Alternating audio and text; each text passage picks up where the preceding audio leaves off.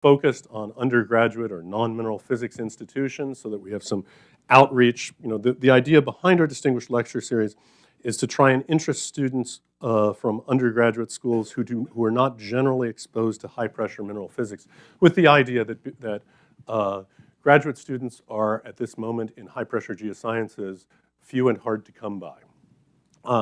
We also coordinate things like we're solicited by NSF to do community planning documents, and Renata was on the writing team for this, and I was the editor of this recent 70-page glossy document, which will serve as input to the BROSE committee, which is Basic Research Opportunities in Earth Sciences, which will determine the direction of the EAR and GEO areas of NSF over the next 5 to 10 years. So this was basically a document to input into that planning process that Compress orchestrated. And then we also have a component of working on getting mineral physics inculcated into the undergraduate curriculum. And this is primarily through the Science and Education Research Center at Carleton, where we've basically got some modules that have been put in. That probably hasn't been quite as successful as we had hoped today, but it's a work in progress. Of course, we have newsletters, websites, annual meetings, and things like that. Okay, challenges for Compress. One of our main challenges is that we are not the only game in town. We're not the overarching facilities umbrella for all of high-pressure geosciences experimental work at synchrotrons or at major DOE facilities. There's GESI-CARS, Geosoil Environmental CARS, which runs at the Advanced Photon Source, which has an environmental component. There's Spallation Neutrons at Pressure, which is at Oak Ridge. There's a high-pressure collaborative access team, which is a largely Carnegie Institute-run phenomena, also at the Advanced Photon Source, as is HP Sync. Small dilemmas that our funding is derived from the EAR division of NSF. Hence, you know, we have a lot of material science that's done within the high-pressure geosciences community, and by high-pressure geoscientists, and that's a natural evolution of the system. And we also have a lot of material scientists that do a bit on high-pressure geosciences. We've got probably one sitting in the front row.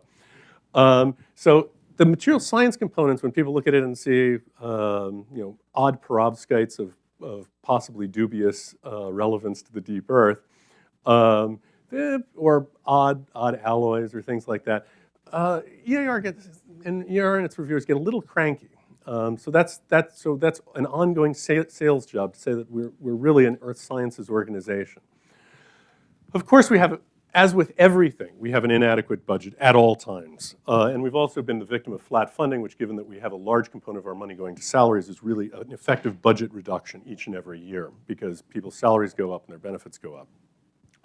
And so we've been a little bit hamstrung in that respect. And interface with new initiatives has a lot of opportunities and challenges associated with it, and things like the LINAC Coherent Light Source, which is actually working at Stanford, developing larger presses, other facilities, maybe nanofabrication facilities, are all things that are potentially on the agenda, but that are on hold, I would say, because because basically our budget is spent. We have an ongoing problem that, you know, DOE facilities are not static. The National Synchrotron Light Source is being reconfigured. It's being completely torn down and rebuilt, or actually, it's in the other order. It's being rebuilt and then torn down. The National Synchrotron Light Source 2, and all of the beam lines are basically got thrown up in the air and could be reassigned. And there's a very active and visceral effort going on to ensure that NSLS2 contains the level of high pressures at least that was present at NSLS1. And then there are sometimes there are management issues occasionally, and we've dealt with some of those at the Advanced Light Source recently.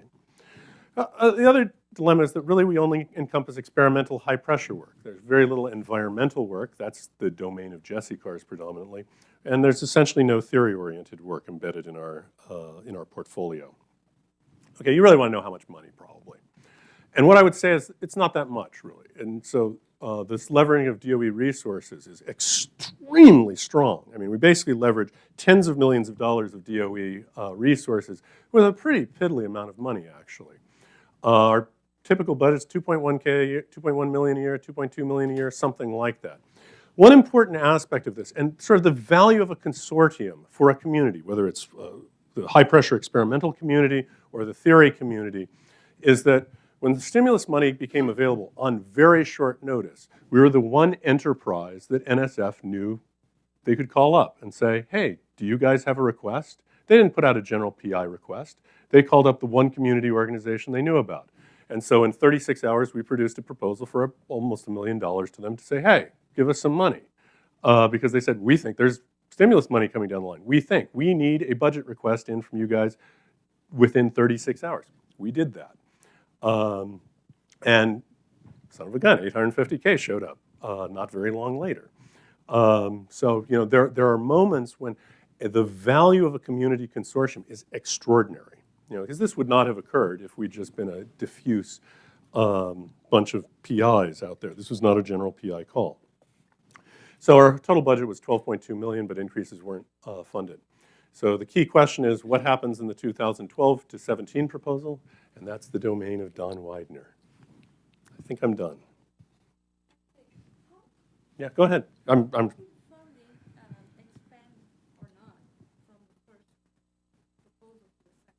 It expanded hard. Yeah, it was actually, and this is of course you raise a exquisitely sore point. Is that what we asked for substantially more? We asked for almost a 50% increase in our budget. So we basically asked for something to go from 2.1 to 3.2 or something like that. Maybe it was 3.3 even, something like that. And there was a little bit of and we made all the arguments that you've enunciated. Community's growing, lots of opportunities, lots of excitement, all that good stuff. And for better or worse, at some stage when you go into, and this is my perception, when you go into NSF-EAR and you ask for $1+ million per year more, they say, all right, where are we going to get this out of? Come on, you guys. I got to cut somebody else to get this because we've got a pie here, and you've just asked for a bigger slice. Where are we going to get the rest? So, and NSF has been very much under its own financial constraints. So, yes, we've tried to make the case, and this is the opportunity, in a sense, to try and make the case again, but it has not been successful in the past. Let me be very clear about that. That basically we came in with a larger proposal, and NSF went, no frigging way. They sit around, they have all these rationales that say, oh my gosh, we've got IRIS, we've got the US Array, these are big things taking big portions of the budget that is ever expanding, and we're barely lucky to be able to keep you at this level. So a lot depends on the trajectory of NSF funding, I would say, particularly to EAR. And of course, if funding for EAR goes up, you know this as well as I do, every consortium is looking at the NSF budget and saying, all right, how am I going to get what is more than my share of this? And of course, we're doing the same thing.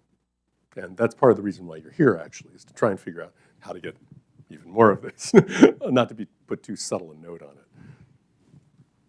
Any other questions? And interfacing with DOE? Real interfacing. Yeah, that's an interesting question because you mean like money? Yeah, leveraging. Well, all right, so DOE has two basically bimodal responses to Compress. One of which is, you guys, we invest tens of millions of dollars per year in you, with our infrastructure. We invest so much money in you for almost nothing. We're like you're practically abusing us. And then you want money from us too? You want money on top of the tens of millions of dollars of support that we're giving you? What are you talking about? But then there is the issue as well of that the one enterprise which is partly funded by DOE is, of course, Jesse-Cars. Roughly 2/3 of their budget is derived from NSF and 1/3 from DOE. And as I understand, their DOE funding is predominantly justified on the basis of the E, or possibly the S a little bit too, geosoil environmental cars. So they're basically funding to some degree the environmental portion of Jesse-Cars. And they say, all right, the environmental portion of what's being done at Jesse-Cars is really in the purview of DOE. DOE is very reluctant to possess, let's call it, deep earth sciences, because it's not quite. They would prefer to say that's an NSF category of funding. So that's my perception on the DOE. So there's this, the peculiar dance with DOE is that it varies between, you've got to be kidding us, we're giving you millions and millions, we're pouring wheelbarrows of money at you already, on over to, well, you know, really we're deep earth is not really our thing.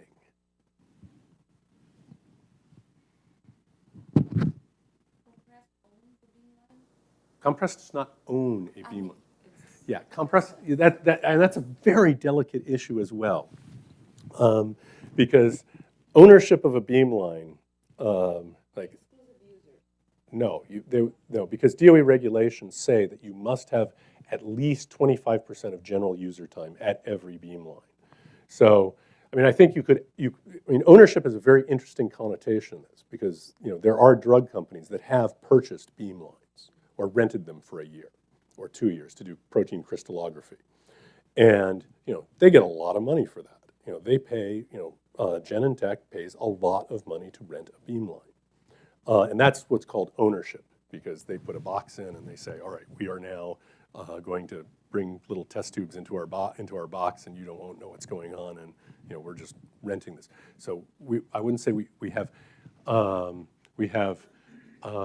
not ownership, but we have collaborative arrangements. We have collaborative contracts, in essence, memorandum of understanding with every one of our facilities that says, okay, you guys get 35% or 50%, but you really get 50% or 70% of the time on this beamline. But we're guaranteed a base level. If you want to call that ownership, DOE people get very agitated if you call that ownership. They get very upset. You know, you don't own it, we own it. Okay, you just use it. All right, fine, whatever. Just give us our damn time and shut up. Okay, all right, then I'm done, and